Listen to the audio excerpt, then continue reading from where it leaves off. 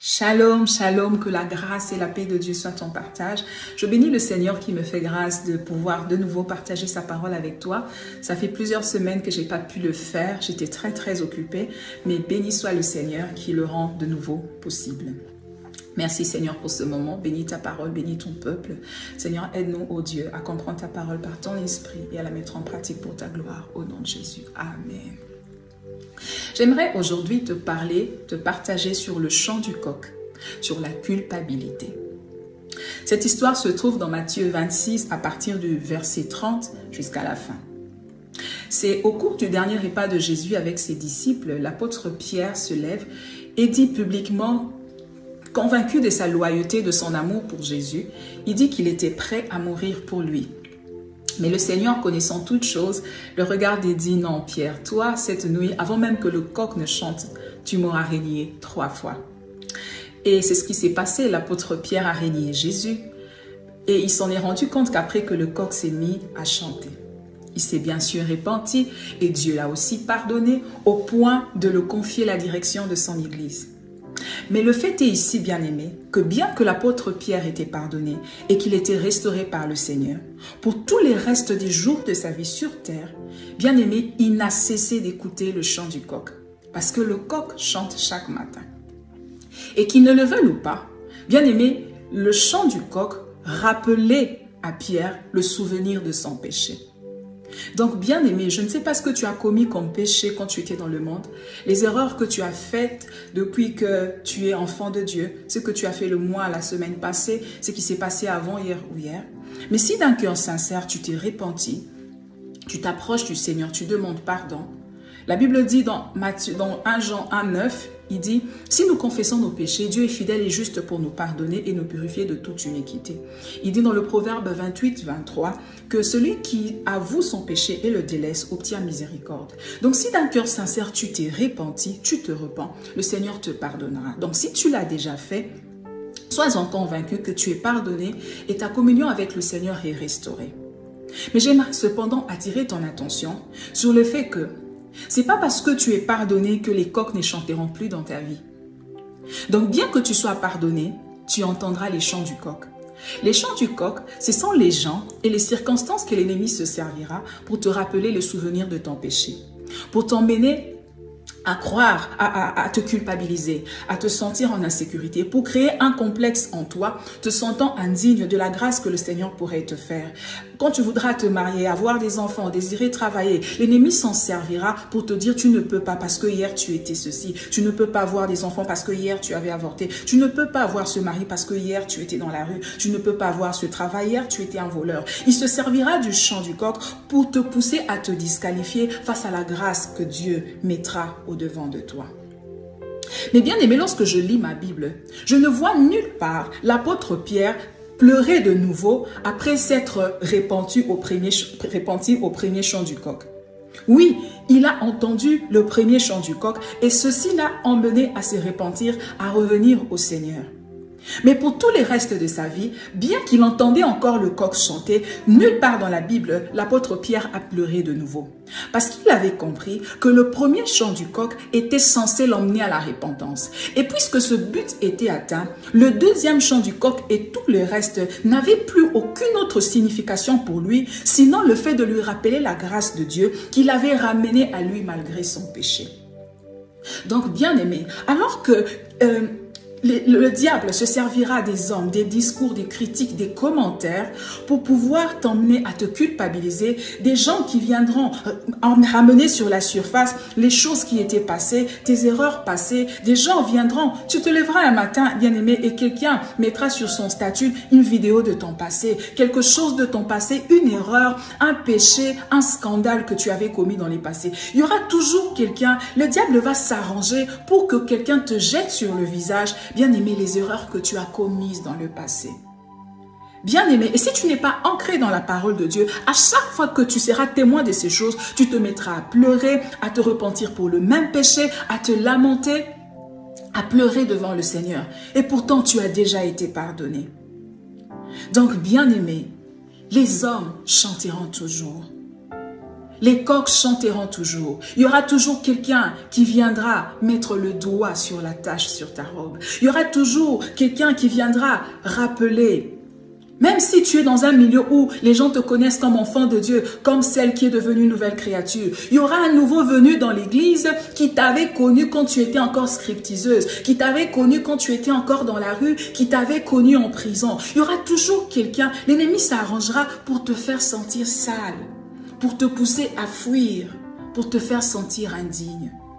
Mais écoute ceci, au lieu que ceci t'emmène à te culpabiliser, comme l'apôtre Pierre, que laisse que ceci te rappelle juste la grâce de Dieu. Donc alors que l'ennemi s'en servira pour te pousser à pleurer, pour te pousser à te lamenter, bien aimé toi, bandit déçu, pour louer le Seigneur pour sa grâce, pour célébrer Dieu pour sa miséricorde. Oui, j'étais prostituée, oui, j'avais avorté, oui, j'étais pécheur, oui, j'étais dans la drogue. Oh, comment ça se fait que je me retrouve à l'église? C'est la grâce de Dieu. Bien aimé, tu as raison. Ma vidéo est sur Internet. Là, on m'envoie faire des choses honteuses. Mais là, c'était hier. Il y a une suite à l'histoire de ma vie. J'ai rencontré Jésus. Au lieu que bien aimer ces choses t'emmènent à pleurer, bien aimer bandit déçu pour célébrer la grâce de Dieu. Raison pour laquelle on ne voit nulle part l'apôtre Pierre se lever un matin, se mettre de nouveau à pleurer en écoutant les chants du coq. Le premier chant du coq a servi pour m'emmener à la repentance, mais le deuxième m'emmènera à la louange. Alléluia. Le deuxième est censé t'emmener à la louange. Laisse-moi te dire, bien-aimé, sur les chants du coq, tu sais, il n'y a pas que le coq qui a reçu de Dieu la capacité de chanter. Il y a aussi toi. Donc, bien-aimé, si les hommes se plaisent à parler de ton passé, Dieu a aussi donné à toi une bouche pour que tu parles des merveilles de Dieu. Donc, ne permets pas seulement que les hommes disent du mal de toi.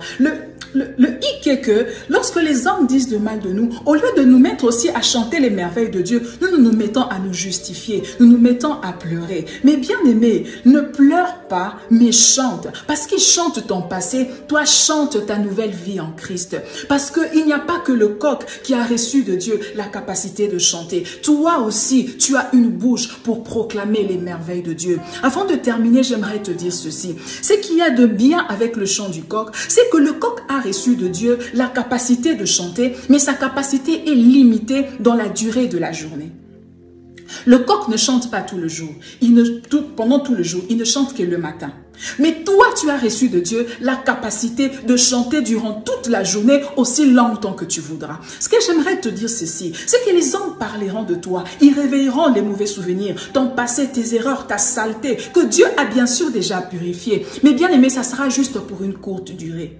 Ils ne le feront pas pour longtemps. Leur voix à un moment de la journée va se taire. Mais toi, tu as reçu de Dieu la capacité de chanter toute la journée, de célébrer toute la journée. Alors laisse que, bien aimé, que les chants du coq se lèvent, mais ça va s'abaisser. Toi, lève-toi et continue à chanter, continue à célébrer. Alors qu'ils attendent que tu baisses la tête, lève ta tête et chante. Ils élèvent la voix pour parler du mal de toi. Toi, lève la voix pour célébrer le Seigneur. Ce que j'aime avec Pierre, c'est que les jours où les hommes se sont approchés de lui, ils n'ont pas écouté Pierre en train de se lamenter. Parce que bien aimé, le jour de la Pentecôte, tu sais, même ce jour-là, le coq avait chanté. Mais lorsque les gens se sont approchés de Pierre, ils n'ont pas entendu Pierre se justifier du fait que ce jour-là, il avait renié Jésus, il avait péché à cause de ceci ou à cause de cela. La Bible dit le jour de la Pentecôte, lorsque les hommes se sont approchés, ils se sont dit, mais comment les entendons-nous parler dans notre langue maternelle des merveilles de Dieu?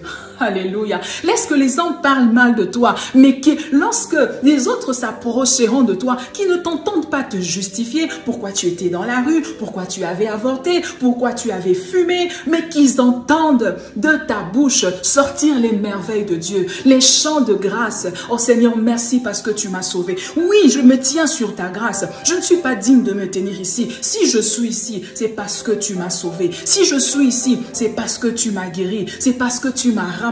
C'est parce que tu m'as lavé. Les coqs chanteront, mais que le monde t'entende toi aussi chanter la grâce de Dieu. Tu sais, de la bouche de Pierre, ce même jour, 3000 personnes furent sauvées. Oh bien-aimé, ne perds pas ton temps à te justifier auprès des hommes. Laisse que Dieu se serve de ta bouche, bien-aimé, pour sauver. Laisse-moi te dire, que dans cette même journée, le coq avait aussi chanté. Mais ça n'avait pas empêché à Pierre de faire l'œuvre de Dieu, d'avancer dans sa vie. Les hommes parleront de ton passé. Ils continueront à raconter. Il y aura toujours quelqu'un qui viendra soulever quelque chose qui était sous le tapis, quelque chose que les gens avaient déjà oublié, une tâche de ton passé. Mais bien aimé, ne permets pas qu'à chaque fois qu'un homme se permettra de faire une pareille chose, que toi tu te mettes à pleurer, que toi tu te mettes à te lamenter. Tu sais, le sang de Jésus est censé effacer tes péchés de la tête de Dieu, mais pas de la tête des hommes. Voilà, il y a des hommes ordinateurs avec des cerveaux vraiment qui retiennent tout et alors tout, sur tout ce qu'il y a de mal.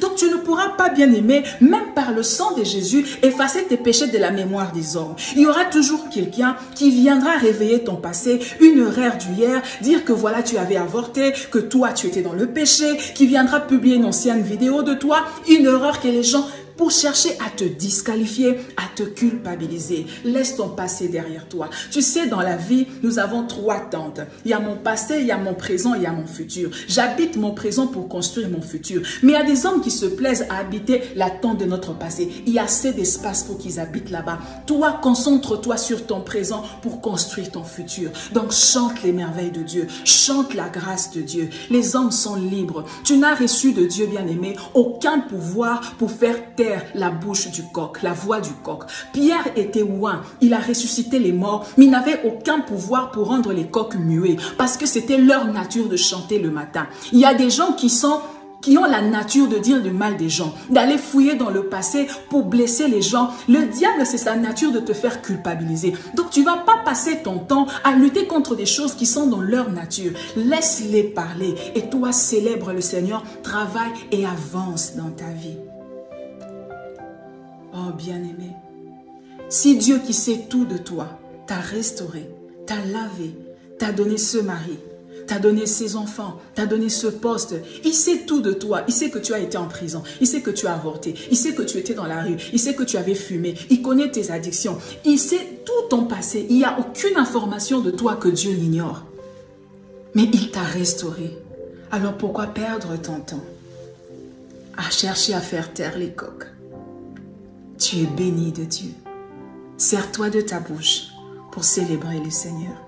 Que Dieu te bénisse.